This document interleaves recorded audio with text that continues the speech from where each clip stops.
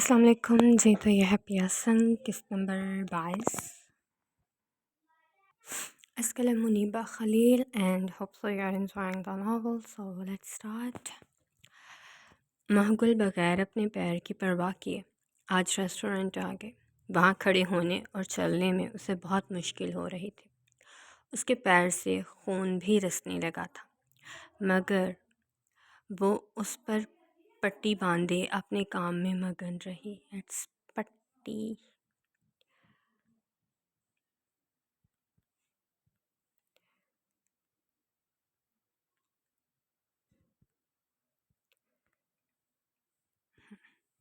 وہ اس پر پٹی باندھے اپنے کام میں مگن رہی. اسے ایک دو سٹاپ نے بتایا بھی، مگر وہ محگل ہی کیا جو کسی کی سن لے. وہ اپنے ہی کام میں لگی رہی.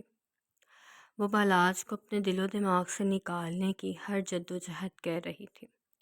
خود کو اس قدر مصروف کر لینا کہ وہ شخص یاد بھی نہ آئے، اس قدر فرصت ہی نہ ملے کہ وہ اسے سوچ سکے. میم آپ کا پیر، ایک ویٹر نے کہا تھا، مگر محگل کا سر گھومنے اور اس کی سخت گوری دکھانے پر وہ چپ چاپ اس کے سامنے سے پاستہ اٹھا کر چلا گیا. وہیں اب محگل اگلا آرڈر دیکھ رہی تھی. اس نے ابھی میگن کو نہیں بتایا تھا. وہ چند دن تک اس کے پاس ہوگی. اس کا ارادہ رات کو ذوالقفل سے بات کرنے کا تھا.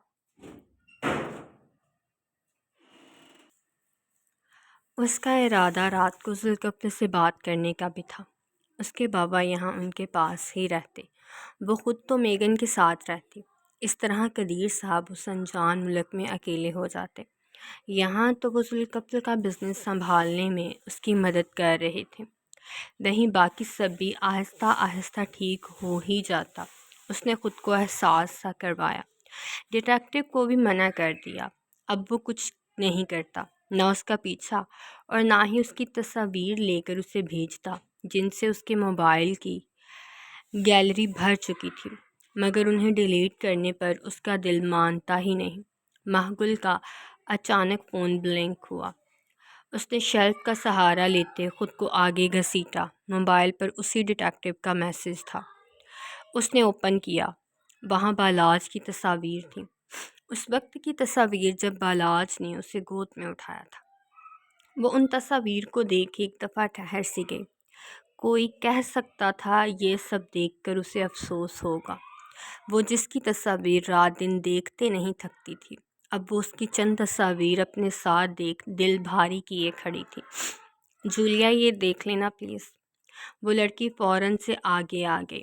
محگل پاس ہی چیئر کھینچ کر اس پہ بیٹھتے اپنا سر ہاتھوں میں گرایا. اس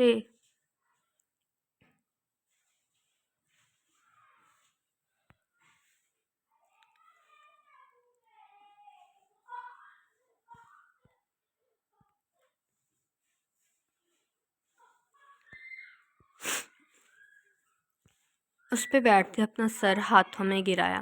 اسے اس مہینے کے آخر تک جانا تھا.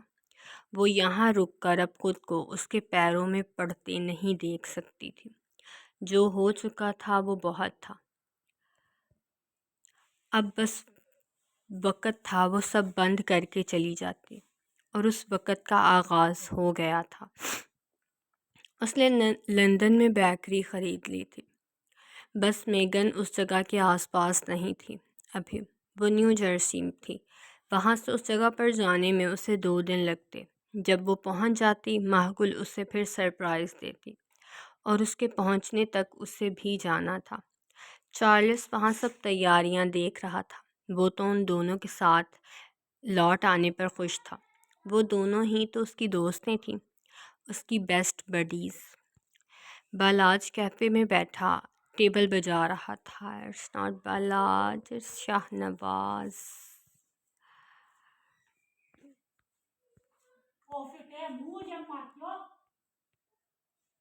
شاہنواز کیفے میں بیٹھا ٹیبل بجا رہا تھا. وہیں اس کے پاس بیٹھا فیروز اس کے منہ پر بجے 12 سے اندازہ لگا سکتا تھا اس کی اس وقت دماغی حالت کیا ہے. مگر وہ فیروز ہی کیا جو کسی کی شکل سے اس کی حالت کا اندازہ لگانے کے بعد بھی چپ رہے۔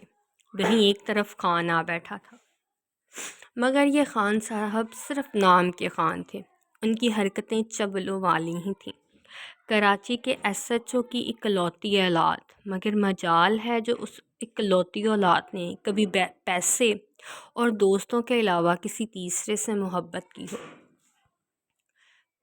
پیسوں کی بھرمار تھی، مگر انہیں یہ پیسے لگانے پر جان جانے کا خطرہ ہوتا۔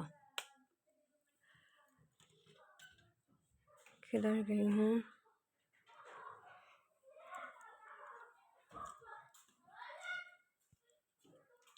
اور یونیورسٹی کا یہ 3 دوستوں کا گروپ مشہور تھا، ایک نکما، دوسرا پاگل اور تیسرا کنجوس۔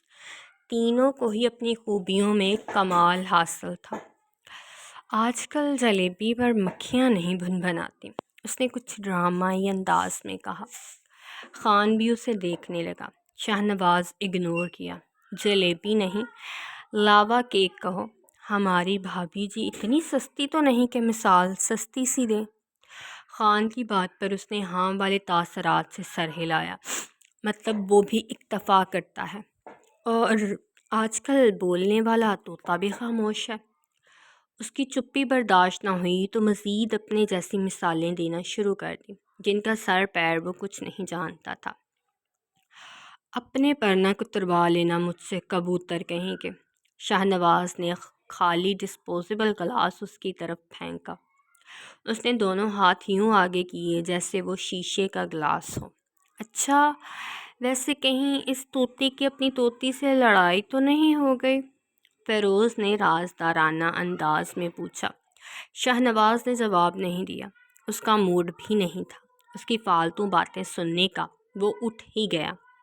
ہے ناز، پیسے دے کر جاؤ اس چائے کے۔ خان تو اس کے ویسے باہر کی طرف مڑنے پر دہل کر وہیں سے چیخا۔ سب نے مڑ کر انہیں دیکھا، پھر اگنور کرتے اپنا کام کرنے لگے۔ ان کا یہ روز کا کام تھا۔ شاہ نواز وہیں رکتے ان دونوں منحوسوں کو دیکھا جو نام کے ہی دوست تھے۔ اس کا پہلے سے بگڑے موڈ کا انہوں نے ستیہ ناش مار دیا تھا، اب اپنی باتوں سے اسے مزید تپا رہے تھے۔ قبر میں لے جانا ہے سوچو صاحب کے سارے پیسے چول انسان، سخت غصے سے کہتے کارڈ سے پیسے پے کیے۔ یہاں وہ پیپر کی تیاری کرنے آیا تھا، مگر ان دونوں نے اسے ایک لفظ بھی نہیں پڑھنے دیا تھا۔ وہ دونوں منحوسوں سے بڑے منحوس تھے۔ تجھے دے کر نہیں جاتا، باقی تو فکر نہ کر، اس نے بھی جواب پورا دیا تھا۔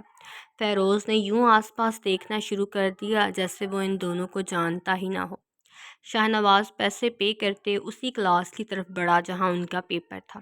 ابھی وہ 2 قدم کے فاصلے پر تھا جب وہ دونوں بھی بندروں کی طرح اچھلتے کودتے اس کے پیچھے ہی حاضر ہو گئے۔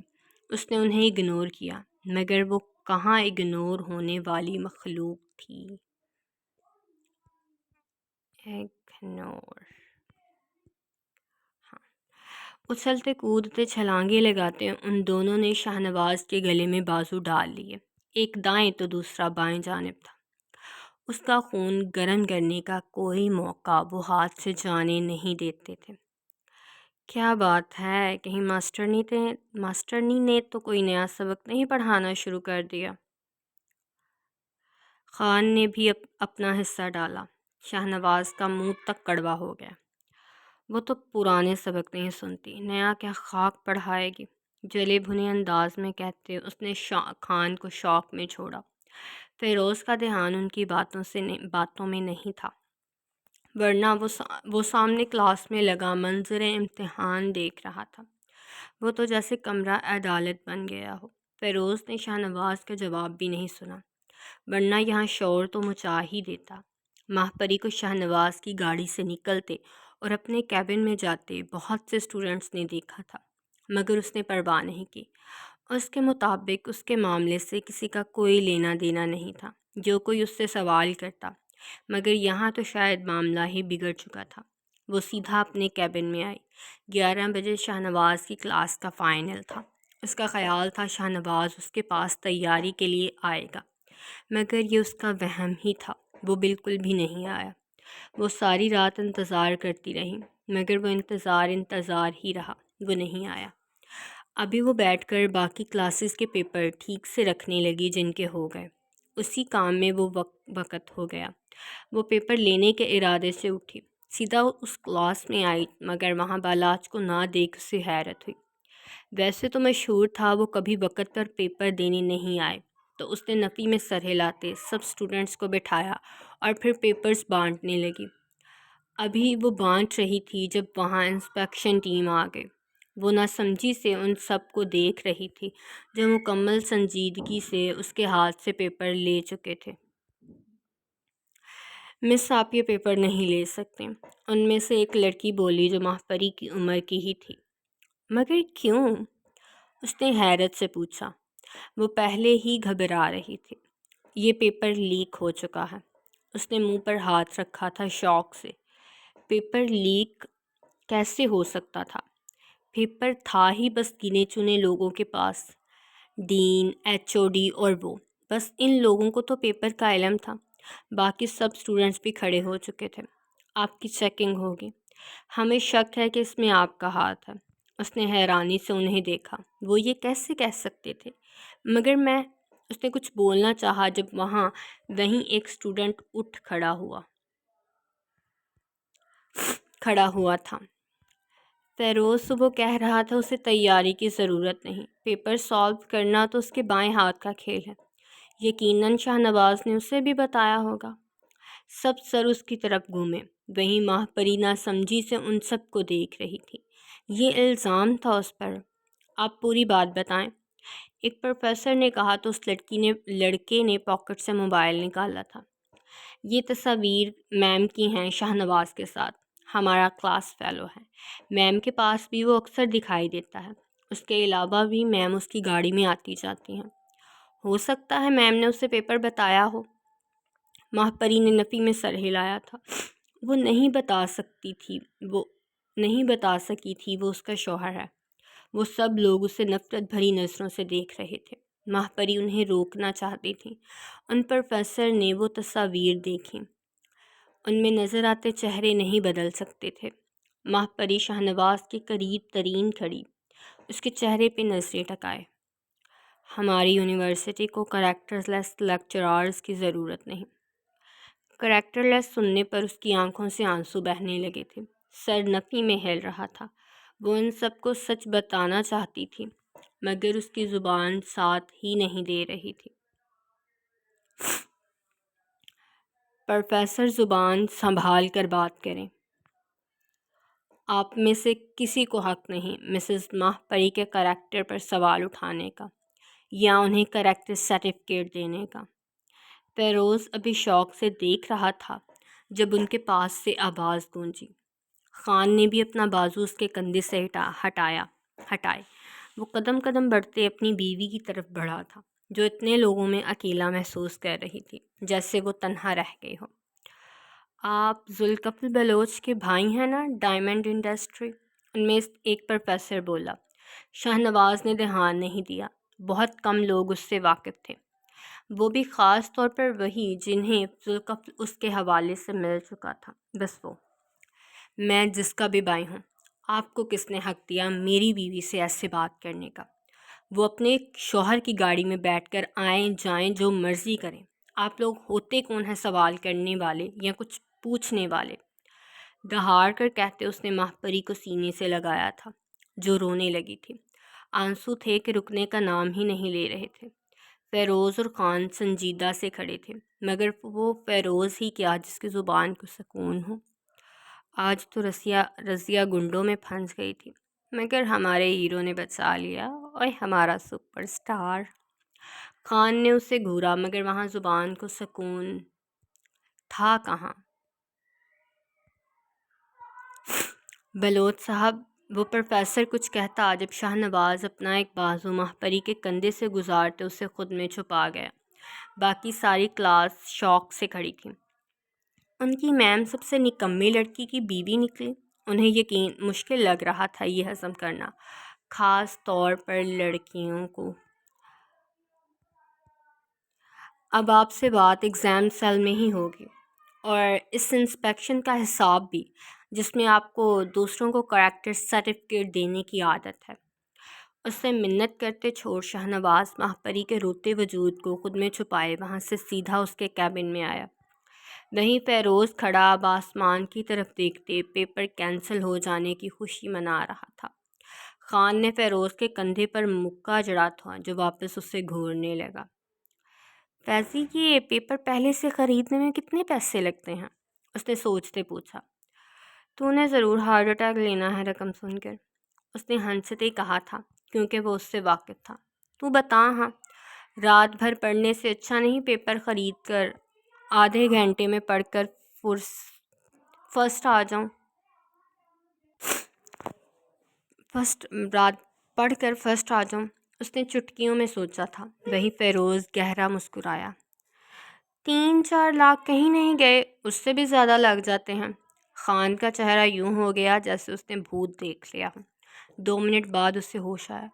اتنے میں تو 2-3 مہینے نکل جائیں۔ میں ساری رات پڑھ کر صرف پاس ہو جاؤں وہی بہتر ہے، مجھے نہیں آنا فرسٹ، نہ بابا نہ۔ ہم بس پاس ہی ٹھیک ہے، فیروز کا کہکہ گونج رہا تھا وہاں، اور خان خود کلامی کرتے فیروز کے کہکوں کی وجہ بن رہا تھا۔ بہت سے لوگ یہ سمجھ رہے تھے یہ پیپر کینسل ہونے کی خوشی ہے، جبکہ واقف کوئی نہیں تھا ان کے خرافاتی دماغ سے۔ جی تو آپ کریں ایپی کو انجوائے، اور جیسے کہ میں نے کہا تھا کہ میرے آرٹیکل کی پبلشنگ تک کتنا ہی ایپی ملے گا تو آپ کو تھوڑا بہت صبر کرنا پڑے گا، کیونکہ میں بھی بہت صبر کر رہی ہوں اپنا آرٹیکل کمپلیٹ کرنے کے لیے۔ You just can't imagine 400 pages کی انگلش ناول کی بک، اور آپ کو وہ پڑھنی ہے۔ او مائی گاڈ، پڑھ تو میں نے خیر لی ہے وہ، لیکن اس میں سے وہ ٹیکسٹ نکالنا جس میں وہ یہ ثابت کر رہا ہے کہ ان کو سائیکو انالیٹیکل ہے، ٹرامائی ہے، وہ ہے، بلا بلا بلا بلا، پتہ نہیں کیا کیا کچھ ہے۔ حالانکہ میں نے میڈیکل نہیں رکھی لیکن مجھے پھر بھی اتنی ٹرمز پڑھنی پڑ رہی ہیں۔ So let's see till the next episode, take care of yourself and اللہ حافظ، بائے بائے۔